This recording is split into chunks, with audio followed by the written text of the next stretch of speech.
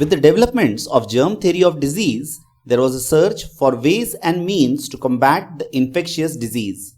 Even well before the germ theory of disease, the concept of vaccination was known and used by many without knowing the exact mechanism of action. The best example of this is the use of smallpox vaccine. The field of prevention and cure advanced. This was because of boost in the research in vaccination and chemotherapy. The modern science of molecular biology developed. This paved way for the applied branch of biology, the biotechnology.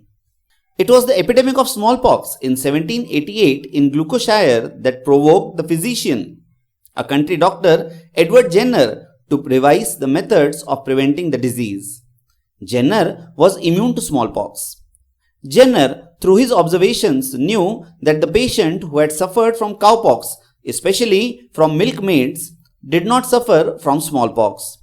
For this experimentation, Jenner inoculated a local boy, James Phipps, with the cowpox pustules from the maid Sarah Nelms in 1796. The boy was then inoculated with smallpox, and it was found that the boy did not contract the disease. Thus, Jenner was successful in devising the procedure for protection against the smallpox. This work was presented to Royal Society in 1798, which had a remarkable effect, making vaccination a routine practice.